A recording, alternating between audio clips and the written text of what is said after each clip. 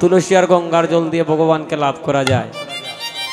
নারদ মুনি একদিন গিয়ে নারায়ণকে প্রশ্ন করলো, নারায়ণ, তোমার কলির জীব তোমাকে কি করলে পাবে, কি ধনে দিলে তোমাকে পাবে? নারায়ণ বললেন, নারদ রে, জগৎবাসীকে জানিয়ে দাও, আমাকে ভালো করে যদি সেবা পূজা দিতে পারে তাহলে আমার ভক্ত আমাকে পেয়ে যাবে। নারদ বললেন, প্রভু হে,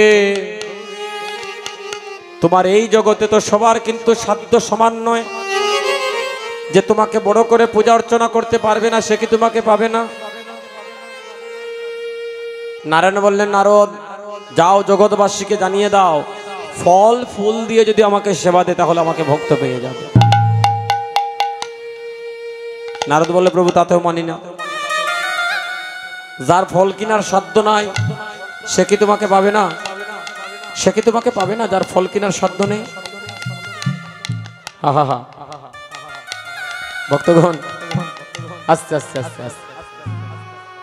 নারদের এখানে প্রশ্নের উত্তরে বলে, যাও নারদ, একবারে সহজ করে দিলাম। এক গন্ডু জল দিয়া যদি, এক গ্লাস জল নিবেদন করে যদি আমাকে সেবা পূজা করে তাহলে আমার ভক্ত আমাকে পেয়ে যাবে। নারদ বলে, তাতেও মানি না।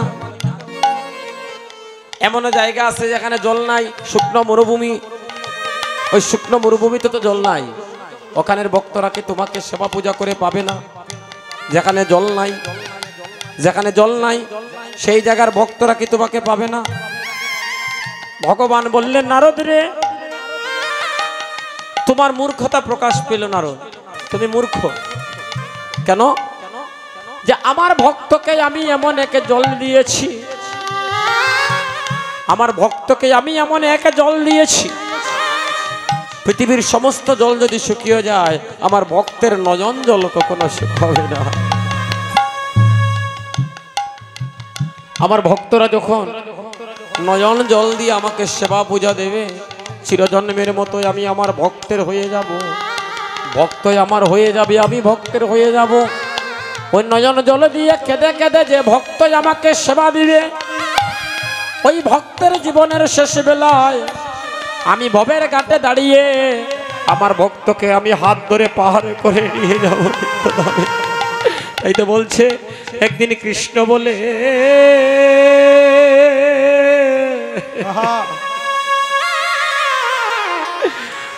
ওই আমি কাঁদলাম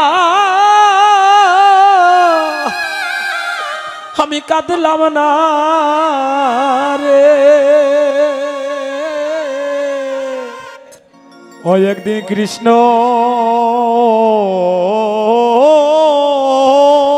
বলে,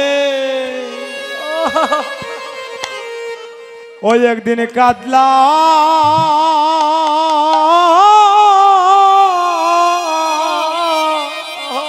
ওরে কাঁদলাম না রে। ওই একদিন কৃষ্ণ বলে,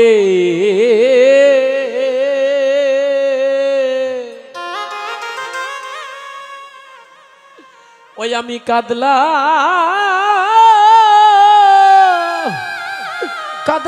না রে।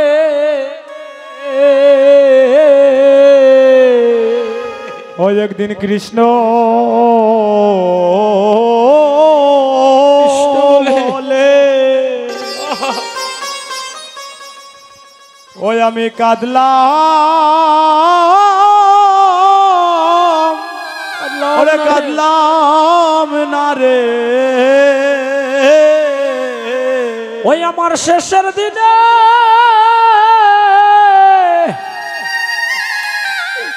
আমার কি হইবে,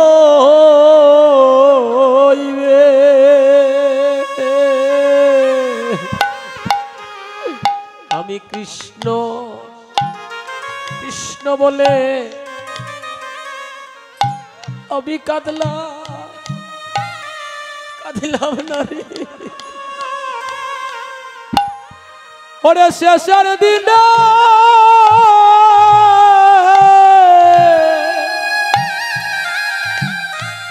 ওই আমার কি হইবে,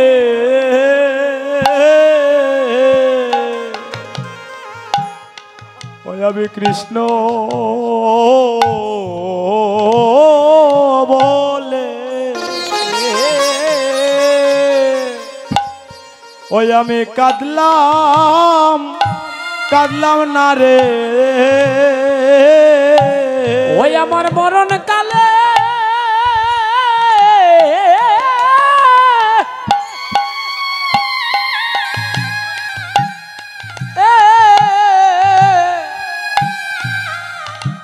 আমার কি হইবে আমি কৃষ্ণ কৃষ্ণ বলে কাঁদলাম না রে ওই আমার মরণ কাল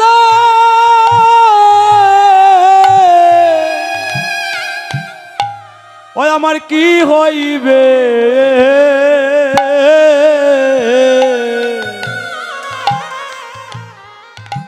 ওই আমি কৃষ্ণ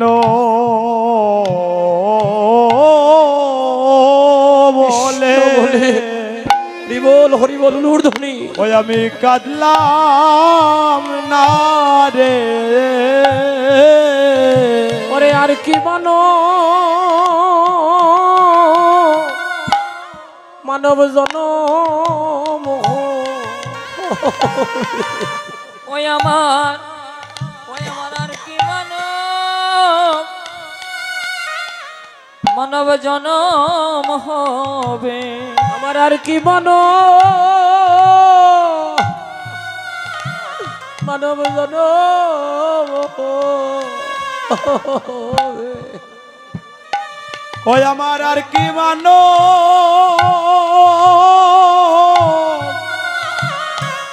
মানব জনম হবে ওই আমার কৃষ্ণ কৃষ্ণ বলিয়া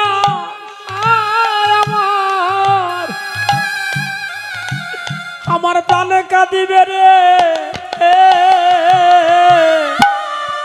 আমার আর কি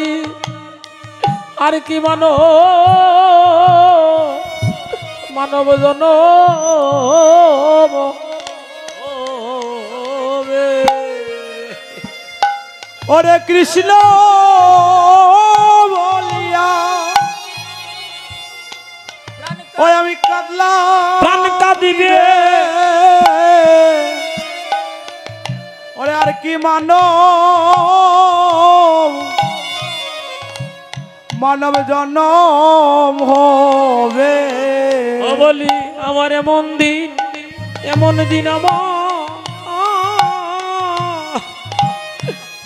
কবে বা হবে ও বলি এমন দিন আমার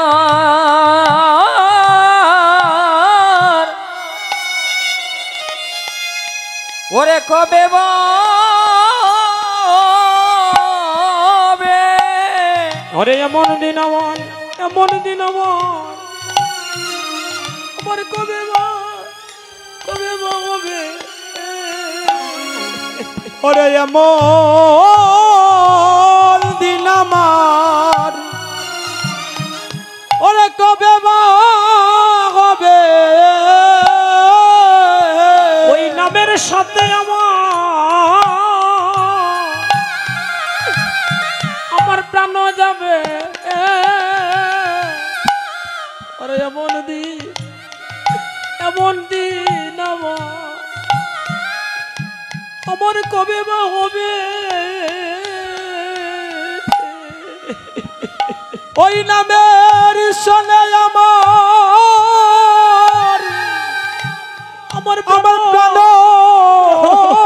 যাবে ওরে এমন দিন আমার কবে বা হবে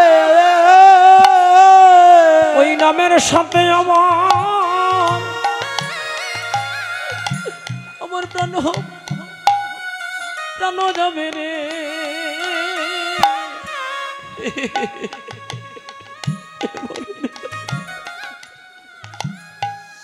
আমার কবে বা ওই নামের শোনে আমার প্রাণ যাবে ওরে এমন দিন আমার কবে হবে গোবিন্দ আমার পারে এসে একবার দাঁড়াইও ওই আমার পারে এসে একবার ওই একবার দাঁড়াইও ও গোবিন্দ আমার পারে এসে একবার দাঁড়াইও একবার পারে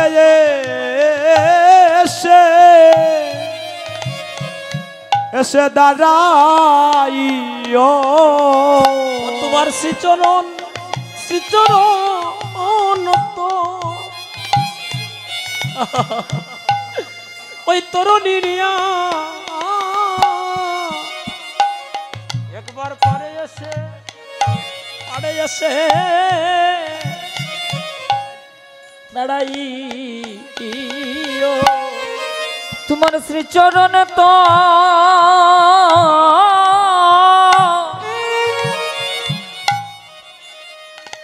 তরণী লয়া রে পারে এসে একবার দাঁড়াইও আমার আর কি মানো জনম হবে আমার আর কি মানব জনম হবে আর কি মানব জনম হবে ওই আমার আর কি মানব জনম হবে কৃষ্ণ বলে জানে কাঁদিবে আর কি মানো জনম হবে ওরে কৃষ্ণ বলে কলকা দিবে ওরে আর কি মানব জনম হবে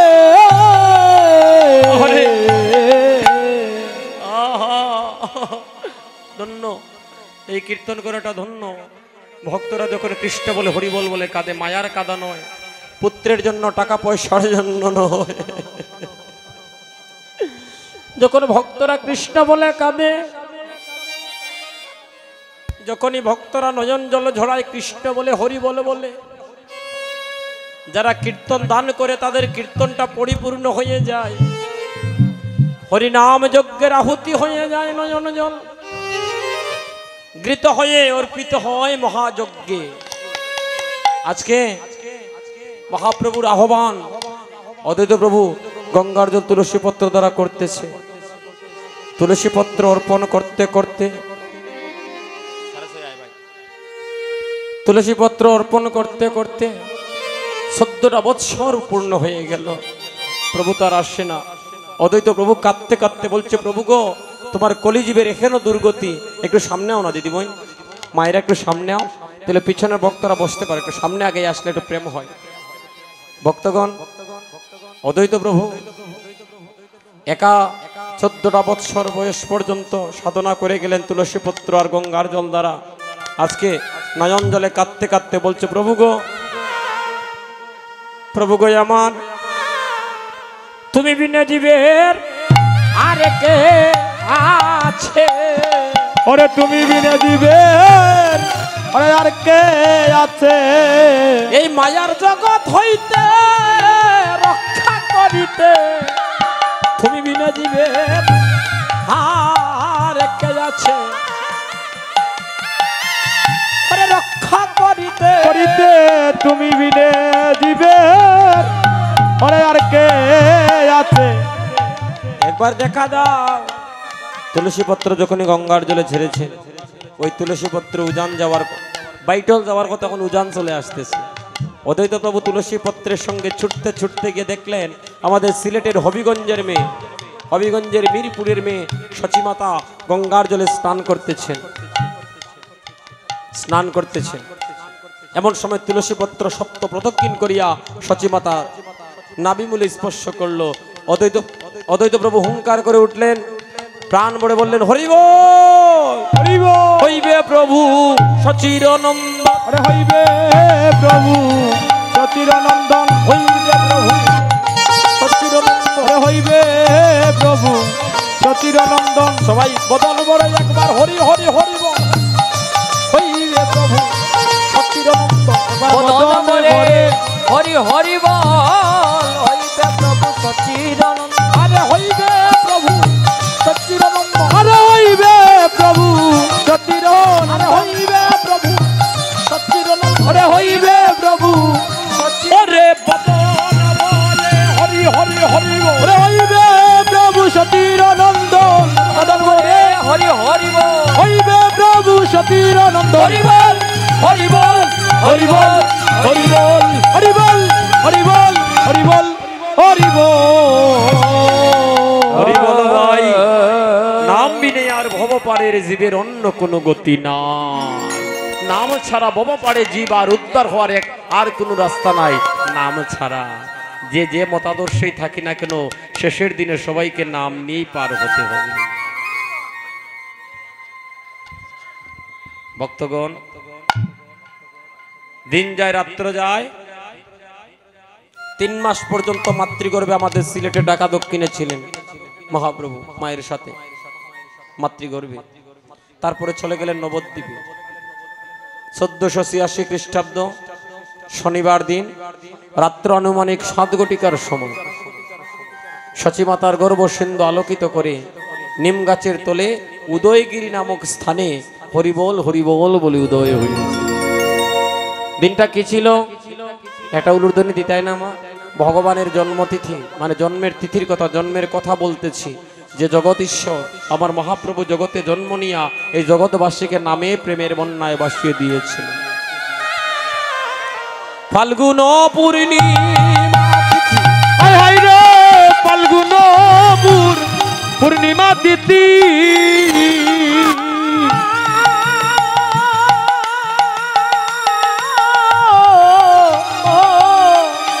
ফাল্গুন পূর্ণিমা তিথি নক্ষত্র ফাল্গুনি,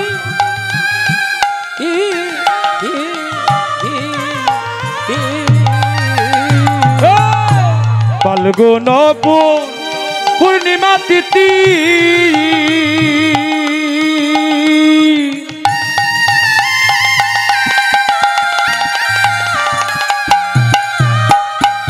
আরে নক্ষত্র ফাল্গুনি,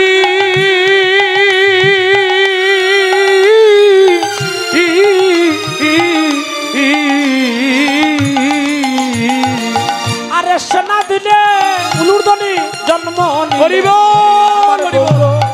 ও গৌর গুণমণি, ওরে সোনা দিনে জন্ম নিলা হরিব আমার গৌরমণি। ভক্তগণ, মায়েদের উলুর্ধনির সাথে আপনাদের হরিবলের ধ্বনিটা মুখরিত করে তুলুক। হরিবল, হাত তুলে হরিবল। আরে সেনা দিলে জন্ম নিলে গৌর ও গুণমণি,